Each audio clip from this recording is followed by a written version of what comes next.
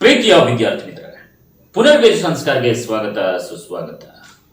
ನಮ್ಮ ಈ ಒಂದು ಚಾನೆಲ್ನಲ್ಲಿ ಪ್ರಥಮ ಪಿಯುಸಿಗೆ ಸಂಬಂಧಪಟ್ಟ ಹಾಗೆ ಮಿಡ್ ಟರ್ಮ್ ನಲ್ಲಿ ಕೇಳಲಾಗುವಂತಹ ಗದ್ಯ ಭಾಗದಲ್ಲಿ ಕೇಳಲಾಗುವಂತಹ 2 ಅಂಕದ ಪ್ರಶ್ನೆಗಳು ಹಾಗೂ ಉತ್ತರಗಳನ್ನ ನಾವು ನಿಮ್ಮ ಮುಂದೆ ಪ್ರಸ್ತುತಪಡಿಸ್ತಾ ಇದ್ದೇವೆ. ಆಲ್ರೆಡಿ ಪ್ರಥಮ ಪಿಯುಸಿ ಮತ್ತೆ ದ್ವಿತೀಯ ಪಿಯುಸಿ ನಲ್ಲಿ ಕೇಳಲಾಗುವಂತಹ 1 ಅಂಕದ ಪ್ರಶ್ನೆಗಳು, ಭಾವಾರ್ಥ ಆಗಿರಬಹುದು, ವ್ಯಾಕರಣ ಭಾಗಕ್ಕೆ ಸಂಬಂಧಪಟ್ಟಂತೆ ಆಗಿರಬಹುದು, ಮಾಡೆಲ್ ಕ್ವಶನ್ ಪೇಪರ್ಸ್ ಆಗಿರಬಹುದು, ಇದೆಲ್ಲವನ್ನು ಕೂಡ ನಾವು ಅಪ್ಲೋಡ್ ಮಾಡಿದ್ದೇವೆ. ಈ ಒಂದು ವಿಡಿಯೋಗಳನ್ನ ನೀವು ನೋಡಬೇಕು ಅಂತಂದ್ರೆ ನಮ್ಮ ಚಾನೆಲ್ಗೆ ಭೇಟಿಯನ್ನ ಕೊಟ್ಟು ಈ ಒಂದು ವಿಡಿಯೋಗಳನ್ನ ನೋಡಬಹುದು. ಹಾಗೇನೆ ನೀವೇನಾದ್ರೂ ಕೂಡ ಹೊಸದಾಗಿ ನಮ್ಮ ಚಾನೆಲ್ಗೆ ಭೇಟಿಯನ್ನ ಕೊಟ್ಟಿದ್ರೆ ಇನ್ನೂ ಕೂಡ ನಮ್ಮ ಚಾನೆಲ್ ಅನ್ನ ಸಬ್ಸ್ಕ್ರೈಬ್ ಮಾಡಿಲ್ಲ ಅಂತಂದ್ರೆ ಸಬ್ಸ್ಕ್ರೈಬ್ ಮಾಡಿ. ಹೆಚ್ಚಿನ ಒಂದು ವಿಡಿಯೋಗಳಿಗಾಗಿ ಪಕ್ಕದಲ್ಲೇ ಕಾಣುವಂತಹ ಬೆಲ್ ಐಕಾನ್ ಅನ್ನ ಕ್ಲಿಕ್ ಮಾಡಿ, ಆಲ್ ಅನ್ನೋದನ್ನ ಒತ್ತಿ ಅಂತ ಹೇಳ್ತಾ, ಹಾಗೆ ನಮ್ಮ ಈ ಒಂದು ಚಾನೆಲ್ ನಲ್ಲಿ ಶೈಕ್ಷಣಿಕ ಮಾಹಿತಿಗಳನ್ನ ಅಪ್ಡೇಟ್ಸ್ ಗಳನ್ನು ಕೂಡ ಕೊಡ್ತಾ ಹೋಗ್ತಾ ಇರ್ತೀವಿ. ಈಗ ಪ್ರಥಮ ಪಿಯುಸಿಯ 2 ಅಂಕದ ಪ್ರಶ್ನೆಗಳನ್ನ ನೋಡೋಣ ಉತ್ತರಗಳ ಸಮೇತ. ಗಾಂಧಿ ಅನ್ನುವಂತಹ ಗದ್ಯಭಾಗದಿಂದ ಬರುವಂತಹ 2 ಅಂಕದ ಪ್ರಶ್ನೆಗಳನ್ನ ನೋಡೋಣ ವಿದ್ಯಾರ್ಥಿ ಮಿತ್ರರೇ. ಅದರಲ್ಲಿ ಮೊದಲನೇ ಪ್ರಶ್ನೆ, ವೈದ್ಯಾಧಿಕಾರಿಗೆ ಹುಡುಗ ಹೇಗೆ ಕಂಡನು? ವೈದ್ಯಾಧಿಕಾರಿಗೆ ಹುಡುಗನು ಸುಮಾರು ಎತ್ತರದ, ನರಪೇತಲ, ಅಗಲ ಕಿವಿಗಳ, ಹೊಟ್ಟೆ ಡುಬ್ಬಣ್ಣನೊಬ್ಬ ತನ್ನ ಮುಂದೆ ನಿಂತಿದ್ದಾನೆ. ಅವನ ಮುಖದ ಮೇಲೆ ಅವ್ಯಕ್ತ ನೋವಿನ ರೋಷ ಇರುವ ಹಾಗೆ ಕಾಣಿಸುತ್ತಾನೆ. ಇನ್ನು ಎರಡನೆಯ ಪ್ರಶ್ನೆ, ವೈದ್ಯಾಧಿಕಾರಿ ಹುಡುಗನನ್ನು ನೋಡಿ ಏನೆಂದು ಕುಚೇಷ್ಟೆ ಮಾಡಿದ? ಇದಕ್ಕೆ ಸರಿಯಾದ ಉತ್ತರ, ವೈದ್ಯಾಧಿಕಾರಿ ಹುಡುಗನನ್ನು ಕಂಡಾಗ, ವಸಿ ಏನೋ ಚೆನ್ನಾಗೇ ನೋಡ್ದೆ, ನಿನ್ನ ಹೊಟ್ಟೆ ದಪ್ಪ, ಕೈಕಾಲು ಸಣ್ಣ, ಕಿವಿಗಳು ಮಾತ್ರ ಗಾಂಧಿ ಕಿವಿಗಳು ಇದ್ದಾಗಿವೆಯಪ್ಪ ಎಂದು ಕುಚೇಷ್ಟೆ ಮಾಡಿದ. ಮೂರನೆಯ ಪ್ರಶ್ನೆ, ಹುಡುಗನ ಯಾವ ಮಾತಿಗೆ ವೈದ್ಯಾಧಿಕಾರಿ ಬೆಪ್ಪಾಗಿ ಹೋದ? ಇದಕ್ಕೆ ಸರಿಯಾದ ಉತ್ತರ, ಹುಡುಗನು ನನ್ನ ಹೆಸರು ದೇವರ ಸತ್ಯವಾಗ್ಲೂ ಮಹಾತ್ಮ ಗಾಂಧಿ ಸಾ ಎಂದು ಧೈರ್ಯವಾಗಿ ದೃಢ ನಿಲುವಿನಿಂದ ನುಡಿದಾಗ ವೈದ್ಯಾಧಿಕಾರಿ ಬೆಪ್ಪಾಗಿ ಹೋದನು. ಇನ್ನು 4ನೆಯ ಪ್ರಶ್ನೆ, ಗಾಂಧಿಯನ್ನು ಪರೀಕ್ಷೆ ಮಾಡಿದ ವೈದ್ಯರು ನಿಂಗಮ್ಮಳಿಗೆ ಹೇಳಿದ ಮಾತುಗಳೇನು? ಇದಕ್ಕೆ ಸರಿಯಾದ ಉತ್ತರ, ಗಾಂಧಿಯನ್ನು ಪರೀಕ್ಷೆ ಮಾಡಿದ ವೈದ್ಯರು, ನೋಡಮ್ಮ, ನಿಮ್ಮ ಹುಡುಗನಿಗೆ ಹೊಟ್ಟೆಯಲ್ಲಿ ನೀರು ಸೇರ್ಕೊಂಡಿದೆ, ಜೊತೆಗೆ ಕಾಲುಗಳು ಊದ್ಕೊಂಡಿವೆ, ಇದು ಹೃದಯಕ್ಕೆ ಸಂಬಂಧಪಟ್ಟ ಕಾಯಿಲೆ. ಆಗಲೇ ಕಪ್ಪು ಇಲಿಗೂ ಕಾಯಿಲೆ ಹಬ್ಬಿ ಅದು ಮುಟ್ಟಿದರೆ ಸಾಕು ಗಾಂಧಿ ನೋವು ಅಂತ ಬಡ್ಕೋತಾನೆ ಎಂದು ನಿಂಗಮ್ಮನಿಗೆ ಹೇಳಿದರು. ಇನ್ನು 5ನೆಯ ಪ್ರಶ್ನೆ, ನಿಂಗಮ್ಮನ ಗಂಡ ಪ್ರಾಣ ಕಳೆದುಕೊಂಡದ್ದು ಹೇಗೆ? ಇದಕ್ಕೆ ಸರಿಯಾದ ಉತ್ತರ, ನಿಂಗಮ್ಮನ ಗಂಡ ಬುಕ್ಕೇಗೌಡ ಸಾಹುಕಾರರ ತೋಟದಲ್ಲಿ ಸೇಂದಿ ಇಳಿಸುವ ಕೆಲಸವನ್ನು ಮಾಡುತ್ತಿದ್ದನು. ಹೀಗಿರುವಾಗ ಒಂದು ದಿನ ಸೇಂದಿ ಇಳಿಸುವಾಗ ಮರದ ಮೇಲಿಂದ ಕೆಳಕ್ಕೆ ಬಿದ್ದು ಪ್ರಾಣ ಕಳೆದುಕೊಂಡನು. ಇನ್ನು 6ನೆಯ ಪ್ರಶ್ನೆಯನ್ನ ನೋಡೋಣ. ಗಾಂಧಿ ಎಂಬ ಹುಡುಗನ ಕೊನೆಯ ಆಸೆ ಯಾವುದು? ಇದಕ್ಕೆ ಸರಿಯಾದ ಉತ್ತರ, ಗಾಂಧಿ ಎಂಬ ಹುಡುಗನ ಕೊನೆಯ ಆಸೆ ಅವನು ಸತ್ತ ನಂತರ ಶವವನ್ನು ಹಲಸಿನ ಮರದ ಬುಡದಲ್ಲೇ ಹಾಕಬೇಕೆಂಬುದಾಗಿತ್ತು. ಇನ್ನು 7ನೆಯ ಪ್ರಶ್ನೆ, ಊರಿಗೆ ಬಂದ ಕರಿಸಿದ್ದೇಗೌಡ ಏನನ್ನು ಗಿರವಿ ಇಡಲು ಪ್ರಯತ್ನಿಸಿದ? ಇದಕ್ಕೆ ಸರಿಯಾದ ಉತ್ತರ, ಊರಿಗೆ ಬಂದ ಕರಿಸಿದ್ದೇಗೌಡ ಹಣಕ್ಕಾಗಿ ತನ್ನ ಮಗಳ ಹಾಗೂ ಮೊಮ್ಮಗಳ ಓಲೆಯನ್ನು ಗಿರವಿ ಇಡಲು ಪ್ರಯತ್ನಿಸಿದ, ಆದರೆ ಯಾರೂ ಒಪ್ಪಲಿಲ್ಲ. ಇನ್ನು ಮುಂದಿನ ಪಾಠವನ್ನು ನೋಡೋಣ, ಅದು ರಾಗಿ ಮುದ್ದೆ. ರಾಗಿ ಮುದ್ದೆಯಲ್ಲಿ ಬರುವಂತಹ 2 ಅಂಕದ ಪ್ರಶ್ನೆಗಳನ್ನು ನೋಡೋಣ ವಿದ್ಯಾರ್ಥಿ ಮಿತ್ರರೇ. ಪ್ರಶ್ನೆ ಹೀಗಿದೆ, ಲೇಖಕರು ಹಾಗೂ ಅವನ ಅಣ್ಣನ ನಾಲಿಗೆಯ ಮೇಲೆ ನೀರೂರಲು ಕಾರಣವೇನು? ಇದಕ್ಕೆ ಸರಿಯಾದ ಉತ್ತರ, ಲೇಖಕರು ಮತ್ತು ಅವನ ಅಣ್ಣ ಗ್ರಾಮ ದೇವತೆ ನಾಗಮ್ಮ ದೇವಾಲಯಕ್ಕೆ ಬಂದು ಕಟ್ಟೆಯ ಮೇಲೆ ಕುಳಿತಿದ್ದರು. ದೇವಾಲಯದ ಪಕ್ಕದ ಕಟ್ಟಡ ನಿರ್ಮಾಣಕ್ಕೆಂದು ಬಂದಿದ್ದ ಶ್ರಮಿಕರ ಗುಂಪೊಂದು ಬುತ್ತಿಯನ್ನು ಬಿಚ್ಚಿ ಊಟ ಮಾಡುತ್ತಿದ್ದರು. ಆಗ ಹೊರಹೊಮ್ಮುತ್ತಿದ್ದ ಮುದ್ದೆ ಹಾಗೂ ಕಿವುಚಿದ ಸಾರಿನ ಘಮ ಹಾಗೂ ಮುದ್ದೆಯನ್ನು ಮುರಿಯುತ್ತಾ ತುತ್ತುಗಳನ್ನು ಸಾರಿನಲ್ಲಿ ಹೊರಳಿಸುತ್ತಾ ಅವರು ನುಂಗುತ್ತಿದ್ದರೆ, ಇತ್ತ ಲೇಖಕರು ಹಾಗೂ ಅವರ ಅಣ್ಣನ ನಾಲಿಗೆಯ ಮೇಲೆ ನೀರೊಡೆದಿತ್ತು. ಮುಂದಿನ ಪ್ರಶ್ನೆ, ನಮ್ಮ ಯಾವ ಜಿಲ್ಲೆಗಳು ರಾಗಿಯ ಕಣಜಗಳಾಗಿವೆ? ಇದಕ್ಕೆ ಉತ್ತರ ನಮ್ಮ ಮಂಡ್ಯ, ಮೈಸೂರು, ತುಮಕೂರು, ಕೋಲಾರ ಜಿಲ್ಲೆಗಳು ರಾಗಿಯ ಕಣಜಗಳಾಗಿವೆ. ಮುಂದಿನ ಪ್ರಶ್ನೆ, ರಾಗಿ ಬೀಸುವ ಕಲ್ಲನ್ನು ಕುರಿತು ಜನಪದ ಹೆಣ್ಣು ಮಗಳ ಪ್ರಾರ್ಥನೆ ಯಾವುದು? ಇದಕ್ಕೆ ಸರಿಯಾದ ಉತ್ತರ ರಾಗಿಯನ್ನು ಹಿಟ್ಟು ಮಾಡುವ ಕಲ್ಲು ಜನಪದ ಹೆಣ್ಣು ಮಗಳಿಗೆ ಅತ್ಯಂತ ಪವಿತ್ರವಾದ ವಸ್ತುವಾಗಿತ್ತು. ಹಾಗಾಗಿ ಕಲ್ಲಮ್ಮ ಮಾತಾಯಿ ಮೆಲ್ಲಮ್ಮ ರಾಗಿಯ ಜಲ್ಲ ಜಲ್ಲನೆ ಉದುರಮ್ಮ ಎನ್ನುವುದು ಅವರ ಪ್ರಾರ್ಥನೆಯಾಗಿತ್ತು. ಅಲ್ಲದೆ ರಾಗಿ ಕಲ್ಲು ಸಂಕಟ ಹಂಚಿಕೊಳ್ಳುವ ಗೆಳತಿಯೂ ಆಗಿತ್ತು. ಮುಂದಿನ ಪ್ರಶ್ನೆ, ಮುದ್ದೆ ಮಾಡಲು ಬೇಕಾದ ಕೌಶಲ್ಯವೇನು? ಇದಕ್ಕೆ ಸರಿಯಾದ ಉತ್ತರ ಕುದಿಯುವ ನೀರಿಗೆ ರಾಗಿ ಹಿಟ್ಟನ್ನು ಬೆರೆಸಿ ಹದವಾಗಿ ಕುದಿಸಿ ಪಾಕಕ್ಕೆ ಬಂದ ಮಿಶ್ರಣವನ್ನು ಉಂಡೆಗಟ್ಟುವ ಪ್ರಕ್ರಿಯೆ ಮೇಲ್ನೋಟಕ್ಕೆ ಸುಲಭದ್ದಾಗಿ ಕಂಡರೂ ಅದು ಅನುಭವವನ್ನು ಬೇಡುವ ಕೆಲಸ. ಗಂಟಾಗದಂತೆ ಪೆಡುಸಾಗದಂತೆ ಮುದ್ದೆ ಮಾಡಲಿಕ್ಕೆ ಪಳಗಿದ ಕೈಗಳೇ ಆಗಬೇಕು. ಹಬೆಯಾಡುವ ಮುದ್ದೆಯನ್ನು ಕೈ ಒದ್ದೆ ಮಾಡಿಕೊಂಡು ಉಂಡೆಗಟ್ಟುವುದಕ್ಕೂ ಕೌಶಲ್ಯ ಇರಬೇಕು.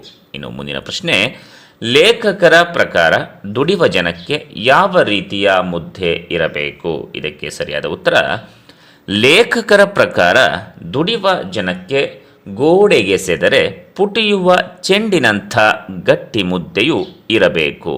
ಇನ್ನು ಮುಂದಿನ ಪ್ರಶ್ನೆ, ಯಾವ ಕಾರಣದಿಂದ ಕ್ಯಾಂಟೀನ್ ರಸಮಯ ಸನ್ನಿವೇಶಗಳ ರಂಗಸ್ಥಳವಾಗಿತ್ತು? ಇದಕ್ಕೆ ಸರಿಯಾದ ಉತ್ತರ ಜರ್ಮನಿಯಲ್ಲಿ ವಿಶ್ವಕಪ್ ಫುಟ್ಬಾಲ್ ಪಂದ್ಯಾವಳಿ ನಡೆಯುತ್ತಿದ್ದ ದಿನಗಳವು. ಆ ಸಮಯದಲ್ಲಿ ಕ್ರೀಡಾಂಗಣದ ಕಚೇರಿ ಕ್ಯಾಂಟೀನ್ನಲ್ಲಿನ ಮೆನು ಫಲಕದ ಪಟ್ಟಿಯಲ್ಲಿ ರಾಗಿ ಬಾಲ್ ಎನ್ನುವ ಹೆಸರು ಸೇರ್ಪಡೆಯಾಗಿತ್ತು. ಈ ಬಾಲ್ಗಳನ್ನು ತಟ್ಟೆಯಲ್ಲಿ ಇಟ್ಟುಕೊಂಡು ತುಟಿಬಣ್ಣ ಕೆಡದಂತೆ ಚಮಚೆಯಲ್ಲಿ ತಿನ್ನುವ ಚೆಲುವೆಯರು. ಇಡೀ ಮುದ್ದೆಯನ್ನು ಒಮ್ಮೆಗೆ ಎತ್ತಿಕೊಂಡು ಕಚ್ಚಿ ತಿನ್ನುವ ಚೆನ್ನಿಗರ ಕಾರಣದಿಂದ ಕ್ಯಾಂಟೀನ್ ರಸಮಯ ಸನ್ನಿವೇಶಗಳ ರಂಗಸ್ಥಳವಾಗಿತ್ತು. ಮುಂದಿನ ಪ್ರಶ್ನೆ, ರಾಗಿಯಲ್ಲಿ ಯಾವ ರೋಗಗಳನ್ನು ತಡೆಯಬಲ್ಲ ಗುಣವಿದೆ? ಇದಕ್ಕೆ ಸರಿಯಾದ ಉತ್ತರ ರಾಗಿಯ ಆಹಾರವು ಹೆಚ್ಚು ಪೌಷ್ಟಿಕ ಹಾಗೂ ರೋಗ ನಿರೋಧಕ. ಇದು ರಕ್ತದಲ್ಲಿನ ಸಕ್ಕರೆ ಅಂಶವನ್ನು ನಿಯಂತ್ರಿಸುತ್ತದೆ. ಪ್ರತ್ಯಾಮ್ಲೀಯ ಗುಣ ಹೊಂದಿರುವುದರಿಂದ ರಾಗಿ ತಿನಿಸು ದೇಹಕ್ಕೆ ತಂಪು. ಅಲ್ಲದೆ ರಾಗಿಯಲ್ಲಿ ಹೃದಯದ ಬೇನೆ ಹಾಗೂ ಕ್ಯಾನ್ಸರ್ ತಡೆಗಟ್ಟಬಲ್ಲ ಔಷಧೀಯ ಗುಣವಿದೆ. ಮುಂದಿನ ಪ್ರಶ್ನೆ, ಮುದ್ದೆಯ ಕುರಿತು ಕೋಮಲಾಂಗಿಯರಿಗೆ ಇರುವ ಹೆದರಿಕೆ ಯಾವುದು? ಮುದ್ದೆಯು ಮಧುಮೇಹಿಗಳ ಪಥ್ಯ ಎಂದು ಮೂಗು ಮುರಿಯುವರೊಡನೆ ಕೋಮಲಾಂಗಿಯರು ಅದು ತಮ್ಮ ಮೈಬಣ್ಣ ಕಂದಿಸುತ್ತದೆ ಎಂದು ಹೆದರುತ್ತಾರೆ. ವಿದ್ಯಾರ್ಥಿ ಮಿತ್ರರೇ, ಈ ವಿಡಿಯೋ ನಿಮಗೆ ಅನುಕೂಲ ಆಗ್ತಾ ಇದೆ ಅಂತ ಅಂದ್ಕೊಳ್ತೀನಿ.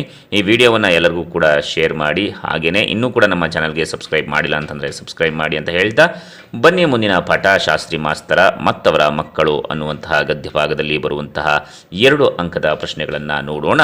ಅದರಲ್ಲಿ ಪ್ರಶ್ನೆ ಹೀಗಿದೆ: ತಾವು ಓದಿದ ಹೈಸ್ಕೂಲ್ ನೆನಪು ಬಂದಾಗ ನಿರೂಪಕರಿಗೆ ಏನನ್ನಿಸಿತು? ಇದಕ್ಕೆ ಉತ್ತರ ನಿರೂಪಕರಿಗೆ ಹೈಸ್ಕೂಲ್ ನೆನಪು ಬಂದಾಗ 5 ನಿಮಿಷದಲ್ಲೇ ಹೋಗುತ್ತೇನೆ, ವರಾಂಡದಲ್ಲಿ ಸಾಕಷ್ಟು ಜಾಗ ಇರುವುದು, ಮಲಗಿದರಾಯಿತು, ಒಬ್ಬ ಚಪರಾಸಿ ಇರುವನು, ನಾನು ಹಳೆಯ ವಿದ್ಯಾರ್ಥಿ ಎಂದರೆ ಒಳಗಡೆ ಬಿಡುವನು ಅನ್ನಿಸಿತು. ಇನ್ನು ಮುಂದಿನ ಪ್ರಶ್ನೆ, ನಿರೂಪಕರ ಓರೆಕೋರೆಗಳನ್ನು ತಿದ್ದಿದ ಗುರುಗಳು ಯಾರು? ಇದಕ್ಕೆ ಉತ್ತರ ನಿರೂಪಕರ ಓರೆಕೋರೆಗಳನ್ನು ತಿದ್ದಿದ ಗುರುಗಳೆಂದರೆ ಸೂಡಿ, ಲಾಲ, ಶೆಟ್ಟಿ, ದೇಶಪಾಂಡೆ. ಅಲ್ಲದೆ ಶಾಸ್ತ್ರಿ ಮಾಸ್ತರರು ನಿರೂಪಕರನ್ನು ಕೆತ್ತಿದ ಶಿಲ್ಪಿಗಳಾಗಿದ್ದಾರೆ. ಇನ್ನು ಮುಂದಿನ ಪ್ರಶ್ನೆ, ನಿರೂಪಕರ ತಂದೆ ಅವರನ್ನು ಯಾರಿಂದ ಅಗಲಿಸಿ ಊರಿಗೆ ಕರೆತಂದರು? ಇದಕ್ಕೆ ಉತ್ತರ ನಿರೂಪಕರ ತಂದೆ ಅವರ ಪ್ರೀತಿಯ ದನಗಳನ್ನು, ಗೆಳೆಯರನ್ನು, ಪ್ರೀತಿಸಿದ ಹೊಳೆ, ಹಳ್ಳ, ಗಿಡ, ಮರ, ಗುಡ್ಡ, ಬೆಟ್ಟ, ಹಣ್ಣು, ಹಂಪಲು, ಬೋರ್ಹುಳುಗಳಿಂದ ಅಗಲಿಸಿ ಊರಿಗೆ ಕರೆತಂದರು. ಇನ್ನು ಮುಂದಿನ ಪ್ರಶ್ನೆಯನ್ನು ನೋಡೋಣ. ಪ್ರೈಮರಿ ಶಾಲೆ ಸೇರಿದಾಗ ನಿರೂಪಕರನ್ನು ಅಂಬವ್ವ ಹೇಗೆ ನೋಡಿಕೊಳ್ಳುತ್ತಿದ್ದರು? ಇದಕ್ಕೆ ಉತ್ತರ ಅಂಬವಳು ನಿರೂಪಕರಿಗೆ ಸಂಜೆ ಮುಂಜಾನೆ ಸಿಹಿ ಸಿಹಿ ತಿಂಡಿ ತಿನಿಸುಗಳನ್ನು ಮಾಡಿದ ಅಡುಗೆಯನ್ನು ತಿನ್ನಿಸುತ್ತಿದ್ದರು. ಶಹಾಬಾದಿಗೆ ಸಂತೆ ಮಾಡಲು ಹೋಗುವಾಗ ಕರೆದುಕೊಂಡು ಹೋಗುತ್ತಿದ್ದಳು. ಹೋಟೆಲದಲ್ಲಿ ಹೊಟ್ಟೆ ತುಂಬ ತಿನ್ನಿಸುತ್ತಿದ್ದಳು. ಇನ್ನು ಮುಂದಿನ ಪ್ರಶ್ನೆ, ಮಾಸ್ತರರ ಮಕ್ಕಳ ಶವಯಾತ್ರೆಗೆ ಜನ ಹೇಗೆ ಬಂದಿತ್ತು? ಮಾಸ್ತರರ ಮಕ್ಕಳ ಶವಯಾತ್ರೆಗೆ ಶಾಲೆಗೆ ಶಾಲೆ, ಬಾಜಾರಿಗೆ ಬಾಜಾರೆ, ಊರಿಗೆ ಊರೇ ಬಂದಿತ್ತು. ಇದು ಶವಯಾತ್ರೆಯಾಗಿರಲಿಲ್ಲ, ದೇವರ ಜಾತ್ರೆಗೆ ಜನ ಸೇರಿದಂತಿತ್ತು. ಮುಂದಿನ ಪ್ರಶ್ನೆ, ಅವಳಿ ಮಕ್ಕಳ ಸಾವಿನ ನಂತರ ಮಾಸ್ತರ ಮತ್ತು ಅಂಬವ್ವನ ಸ್ಥಿತಿ ಏನಾಯಿತು? ಇದಕ್ಕೆ ಸರಿಯಾದ ಉತ್ತರ, ಅವಳಿ ಮಕ್ಕಳ ಸಾವಿನ ನಂತರ ಅಂಬವ್ವ ಮೂರ್ಛೆ ಹೋದಳು. ಬಿದ್ದವಳು ಮೇಲೇಳಲಿಲ್ಲ. ಮಾಸ್ತರರು ಹುಚ್ಚಾಗಿ ಹೋಗಿದ್ದರು. ಅವರ ಸ್ಥಿತಿ ಮೇಲೆ ಮುಗಿಲು ಹುರಿದು ಬಿದ್ದಂತೆ, ಸಿಡಿಲು ಬಡಿದಂತೆ ಆಯಿತು. ಇನ್ನು ಮುಂದಿನ ಪ್ರಶ್ನೆ, ಮಾಸ್ತರರು ಬಾಡಿಗೆ ಮನೆಯನ್ನು ಹೇಗೆ ಖರೀದಿಸಿದ್ದರು? ಇದಕ್ಕೆ ಸರಿಯಾದ ಉತ್ತರ, ಮಾಸ್ತರರು ಹೆಂಡತಿ ಹೆಸರಲ್ಲಿ, ಮಕ್ಕಳ ಹೆಸರಲ್ಲಿ ಇಟ್ಟಿದ್ದ ಜೀವ ವಿಮೆ ಬ್ಯಾಂಕಿನ ಹಣ ತೆಗೆದರು. ನಿವೃತ್ತಿಯಿಂದ ಬಂದ ಹಣ ಸೇರಿಸಿ ತಾನಿದ್ದ ಬಾಡಿಗೆ ಮನೆಯನ್ನು ಖರೀದಿ ಮಾಡಿದರು. ಇನ್ನು ಮುಂದಿನ ಪಾಠವನ್ನು ನೋಡೋಣ ವಿದ್ಯಾರ್ಥಿ ಮಿತ್ರರೇ. ಅದು ಮುಂದಿನ ಪಾಠ ಯಾವುದಪ್ಪ ಅಂತಂದರೆ, ಮಹಾತ್ಮರ ಗುರು ಅನ್ನುವಂತಹ ಗದ್ಯ ಭಾಗದಲ್ಲಿ ಬರುವಂತಹ 2 ಅಂಕದ ಪ್ರಶ್ನೆಗಳನ್ನು ನೋಡ್ತಾ ಹೋಗೋಣ. ಅದರಲ್ಲಿ ಪ್ರಶ್ನೆ ಹೀಗಿದೆ: ಸಾಮಾಜಿಕ ಸುಧಾರಣಾ ಚಳುವಳಿಯ ಪ್ರಮುಖ ನಾಯಕರನ್ನು ಹೆಸರಿಸಿ. ಇದಕ್ಕೆ ಸರಿಯಾದ ಉತ್ತರ, ಮಹಾತ್ಮ ಜ್ಯೋತಿ ಬಾಪುಲೆ, ಶಾಹು ಮಹಾರಾಜ್, ನಾರಾಯಣ ಗುರು, ನಾಲ್ವಡಿ ಕೃಷ್ಣರಾಜ ಒಡೆಯರ್, ಮಹಾತ್ಮ ಗಾಂಧಿ, ಬಾಬಾ ಸಾಹೇಬ್ ಅಂಬೇಡ್ಕರ್ ಮೊದಲಾದವರು. ಇನ್ನು ಮುಂದಿನ ಪ್ರಶ್ನೆ, ಮಂಗಳೂರು ಜಿಲ್ಲಾ ಕೋರ್ಟ್ನಲ್ಲಿ ನಡೆದ ಘಟನೆ ಯಾವುದು? ಇದಕ್ಕೆ ಉತ್ತರ, ಬೆಂದೂರು ಬಾಬು ಎಂಬ ಅಸ್ಪೃಶ್ಯ ವ್ಯಕ್ತಿ ಕೋರ್ಟಿನಲ್ಲಿ ಪೇದೆ ಕೆಲಸಕ್ಕಾಗಿ ಅರ್ಜಿ ಹಾಕಿದ್ದ. ಆತನನ್ನು ಆಗಿನ ಆಂಗ್ಲ ನ್ಯಾಯಾಧೀಶರು ಕೆಲಸಕ್ಕೆ ನೇಮಕ ಮಾಡಿಕೊಂಡರು. ಈ ವಿಷಯ ತಿಳಿದ ಕೆಲವರು ಒಟ್ಟಾಗಿ ಪ್ರತಿಭಟಿಸಿದ್ರು.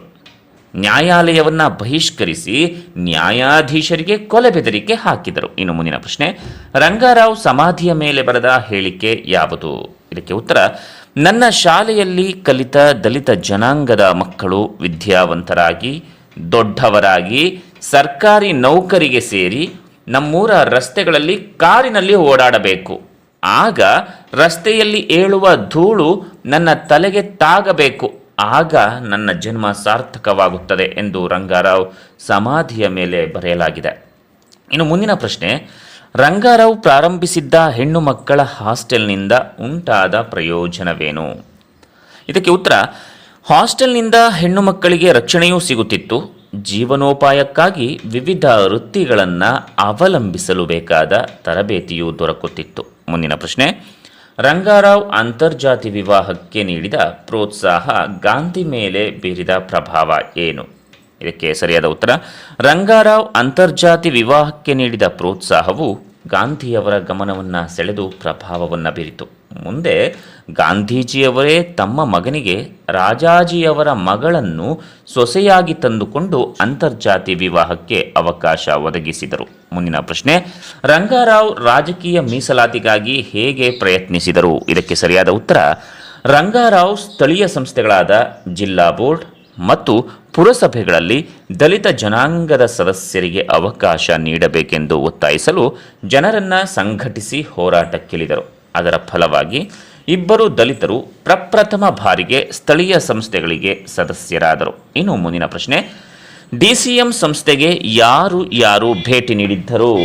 DCM ಸಂಸ್ಥೆಗೆ ಯಾರ್ಯಾರು ಭೇಟಿ ನೀಡಿದ್ರಪ್ಪ ಅಂತಂದರೆ, Gurudev Rabindranath Tagore, Deenabandhu CS Andrews, doctor Annie Besant, Gopalkrishna Gokhale ಮತ್ತು GK ದೇವಧರ್ ಮುಂತಾದವರೆಲ್ಲ DCM ಸಂಸ್ಥೆಗೆ ಭೇಟಿ ನೀಡಿದ್ದರು. ಮುಂದಿನ ಪ್ರಶ್ನೆ, ರಂಗಾರಾವ್ ತಮ್ಮ ಉಯಿಲಿನಲ್ಲಿ ಏನು ಬರೆದಿದ್ದರು? ಇದಕ್ಕೆ ಸರಿಯಾದ ಉತ್ತರ, ರಂಗಾರಾವ್ ತಮ್ಮ ಉಯಿಲಿನಲ್ಲಿ ಅಸ್ಪೃಶ್ಯ ಜನಾಂಗದಲ್ಲೇ ಅತಿಯಾಗಿ ಹಿಂದುಳಿದವರೆನಿಸಿದ ಜಾಡಮಾಲಿಗಳು ನನ್ನ ಪಾರ್ಥಿವ ಶರೀರಕ್ಕೆ ಶವ ಸಂಸ್ಕಾರ ಮಾಡಬೇಕು, ಆಗ ಮಾತ್ರ ನನಗೆ ಚಿರಶಾಂತಿ ದೊರೆಯುವುದು ಎಂದು ಬರೆದಿದ್ದರು. ಇನ್ನು ಕೊನೆಯ ಪ್ರಶ್ನೆ, ಗಾಂಧೀಜಿಯವರು ರಂಗಾರಾವ್ ಬಗ್ಗೆ ಏನು ಹೇಳಿದರು? ಇದಕ್ಕೆ ಸರಿಯಾದ ಉತ್ತರ, ಪೂಜ್ಯ ರಂಗಾರಾವ್ರಿಂದ ಸಾರ್ವಜನಿಕ ಸೇವಾ ನಿಷ್ಠೆಯನ್ನು ಮನಗಾಣಿಸಿಕೊಂಡೆ. ಅವರು ನಮಗೆ ಒಂದು ಉತ್ತಮ ಮೇಲ್ಪಂಕ್ತಿಯನ್ನು ಹಾಕಿಕೊಟ್ಟಿದ್ದಾರೆ. ಅಸ್ಪೃಶ್ಯ ಜನಾಂಗದ ಪುನರುದ್ಧಾರ ಕಾರ್ಯದಲ್ಲಿ ಮುನ್ನಡೆದ ರಂಗಾರಾವ್ ನನಗೆ ಸ್ಫೂರ್ತಿ, ಮಾರ್ಗದರ್ಶಕರು. ಅಸ್ಪೃಶ್ಯತಾ ನಿವಾರಣಾ ಕಾರ್ಯದಲ್ಲಿ ಕುದ್ಮಲ್ ರಂಗಾರಾವ್ ನಿಜವಾಗಿಯೂ ನನ್ನ ಗುರುಗಳು ಎಂದು ಗಾಂಧೀಜಿಯವರು ರಂಗಾರಾವ್ ಬಗ್ಗೆ ಹೇಳಿದ್ದರು. ವಿದ್ಯಾರ್ಥಿ ಮಿತ್ರರೇ, ಇದಿಷ್ಟು ಫಸ್ಟ್ ಪಿ ಯು ಸಿನಲ್ಲಿ ಕೇಳಲಾಗುವಂತಹ ಮಿಡ್ ಟರ್ಮ್ ಮತ್ತು ಆ್ಯನುವಲ್ ಎಕ್ಸಾಮ್ನಲ್ಲಿ ಕೇಳಲಾಗುವಂತಹ 2 ಅಂಕದ ಪ್ರಶ್ನೆಗಳು ಮತ್ತು ಉತ್ತರಗಳಾಗಿವೆ. ಈ ಒಂದು ವಿಡಿಯೋವನ್ನು ನಿಮ್ಮ ಎಲ್ಲ ವಾಟ್ಸಪ್ ಸ್ಟೇಟಸ್ಗಳಿಗೆ ಹಾಕೊಳ್ಳಿ. ಹಾಗೆಯೇ ಎಲ್ಲರಿಗೂ ಕೂಡ ಶೇರ್ ಮಾಡಿ. ಇದೇ ರೀತಿಯಾಗಿ ಸಪೋರ್ಟ್ ಮಾಡಿ. ನಿಮಗೆ ಹೆಚ್ಚು ಪಾಠಗಳು ಬೇಕು ಅಂತಂದರೆ ಕಮೆಂಟ್ ಬಾಕ್ಸ್ನಲ್ಲಿ ಕಮೆಂಟ್ ಮಾಡಿ ಯಾವ್ಯಾವ ಸಬ್ಜೆಕ್ಟ್ ಬೇಕು ಅನ್ನೋದನ್ನು. ಇಲ್ಲಿಗೆ ಈ ವಿಡಿಯೋವನ್ನು ಮುಗಿಸ್ತಾ ಇದ್ದೀನಿ. ಮುಂದೆ 5-6 ವಾಕ್ಯ ಮತ್ತು ನಾಟಕದಲ್ಲಿ ಬರುವಂತಹ 1 ವಾಕ್ಯ 2 ವಾಕ್ಯ ಆಲ್ರೆಡಿ ಅಪ್ಲೋಡ್ ಮಾಡಿದ್ದೇವೆ, ನೋಡ್ತಾ ಹೋಗಿ. ಈ ವಿಡಿಯೋವನ್ನು ಇಲ್ಲಿಗೆ ಮುಗಿಸ್ತಾ ಇದ್ದೇನೆ. ನಮಸ್ಕಾರ.